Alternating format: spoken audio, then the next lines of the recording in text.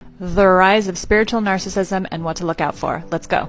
If you don't know me, my name is Tally. I do my best to help you vibe higher in all areas of your life and act as a conduit for bringing consciousness into mainstream science. Let's go. So spiritual narcissism is very real, and it's a very real thing, and it's very prevalent in the New Age community, which I do not consider myself a part of, by the way, because it's so distorted. The truth is, spirituality gets a bad rap. People who are into esoteria, ancient civ, mysticism, gets basically put into the pseudoscience camp when a lot of this stuff has been proven to be real. For example, manifestation has been proven to be used by the CIA through the gateway process and many other things that have been discovered and utilized and had held hidden from us by government systems and secret societies.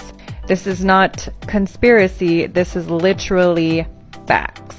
If you see my other videos, I go into a lot about this, and I always make sure, if I can, to show proof of my shit. That being said, spiritual narcissism is very real, and it can be very dangerous, and it could lead to all kinds of crazy stuff, like psychotic breaks and overuse of psychedelics, and people can get really blown out. And what can become something that's really sacred and individualized can then become commercialized, bastardized, and people get taken advantage of, and it's bad. Along my spiritual path, I gave hundreds of thousands of dollars to different types of shit, only to find out half of these people, if not more, were dark as fuck, which I'll do a whole other video on how to discern false light. But for the sake of this video, here are 6 things you can look out for when it comes to identifying a spiritual narcissist. Number 1, polarization. A lot of the times as we move along our spiritual journeys, we will come across information, think that that is absolutely the truth, and then hold it over people. Not only that, but it becomes a whole other religion. The spiritual path in nature is extraordinarily neutral. It's truly about holding the middle lane.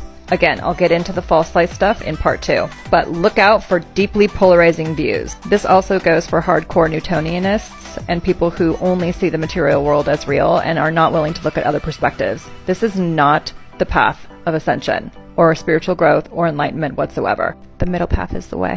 Number 2, they have a very hyper focus on self. A lot of the times in the spiritual community it can be like, oh, you've got to go alone, you got to do it alone. Yes, and eventually it is about other. Number 3, they manufacture enlightenment through synthetic and natural medicines, psychedelics, plant medicine, microdosing, and they're doing this regularly. Number 4, they're all about having out-of-body experiences.